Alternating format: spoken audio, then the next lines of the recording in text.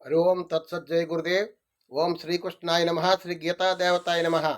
భగవద్గీత 15వ అధ్యాయం పురుషోత్తం ప్రాప్తి యోగంలో 12వ శ్లోకాన్ని పరమాత్మ చెప్తున్నారు.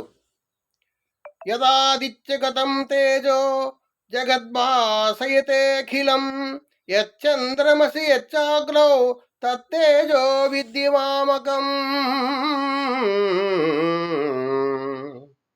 సమస్త జగత్తును ప్రకాశింపచేయు సూర్యుని తేజస్సును, అటులనే చంద్రుని తేజస్సును, అగ్ని తేజస్సును నా తేజస్సు అని ఎరుంగుము. ఈ సర్వప్రపంచానికి ఒక ప్రకాశం ఉంది, ఒక తేజస్సు. నక్షత్ర మండలం కానీ, సూర్యమండలం కానీ, ఈ జగత్తులో, ఈ సృష్టిలో, ఈ ఈ స్పిరిచువల్ శక్తిలో అన్ని కూడా ఉంటూ ప్రతి మనిషిలో, ప్రతి జీవిలో, ప్రతి సూర్యుని యందు, చంద్రుని యందు, అగ్ని యందు, అన్నిటి దేవతల యందు, అన్నిటి బ్రహ్మ విష్ణు మహేశ్వరుని యందు అన్నిటిలో కూడా ఒక ప్రకాశం ఉంది. అదే పరమాత్మ శక్తి.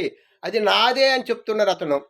సమస్త జగత్తును ప్రకాశింపచేయు సూర్యుని తేజస్సును, సూర్యుల్లో ఏ తేజస్సు ఉందో, చంద్రుల్లో ఏ తేజస్సు ఉందో, అగ్నిలో ఏ తేజస్సు ఉందో నా తేజస్సే. అది మనం తెలుసుకోవడానికి మనం ప్రయత్నం చేయాలి. అంతా భగవంతుని తాలూకా తేజస్సే, ప్రకాశము అంతా కూడా భగవంతుడే. భగవంతుడి శక్తి లేనిది ఏ ప్రాణి కూడా జీవించదు, ప్రకాశింప చేయజాలదు. నా తేజస్సే అని భగవంతుడు చెప్తున్నాడు. సూర్యుల్లో ఏ తేజస్సు ఉందో, నక్షత్రాల్లో ఏ తేజస్సు ఉందో, ప్రతి జీవిలో ఒక తేజస్సు ఉంటుంది. ఒక తేజశక్తి, చైతన్య శక్తి, ఆత్మశక్తి, పరమాత్మ శక్తి ఉంటుంది ప్రతి జీవిలో. ఒక మానవుడే కాదు, ప్రతి జీవిలో కూడా ఆత్మశక్తి ఉంటుంది.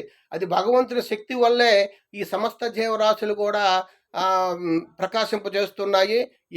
వాళ్ళు జీవిస్తూ ఉన్నారు అని భగవంతుడు ఏం చెప్తున్నాడంటే, నా తేజస్సు సూర్యుల్లో ఏ తేజస్సు ఉందో, చంద్రుల్లో ఏ తేజస్సు ఉందో, అగ్నిలో ఏ తేజస్సు ఉందో అదే నాది అని నువ్వు తెలుసుకో అని పరమాత్మ భగవంతుడు చెప్తున్నారు.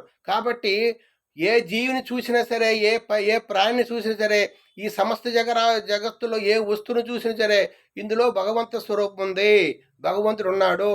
ప్రతి దేవతలో కూడా భగవంతుడు ఉన్నాడు.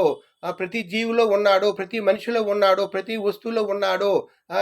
పిపీలకాది బ్రహ్మ పర్యంతరంలో కూడా ప్రకాశము ఉంది, చైతన్యం ఉంది, భగవంతుడు ఉన్నాడు. నేను కూడా భగవంతుడి అంశమే. ఈ సమస్త జీవరాశులు కూడా భగవంతుడి తాలూకు అంశమే. కాబట్టి నేను కూడా భగవంతుడి తాలూకు అంశమే.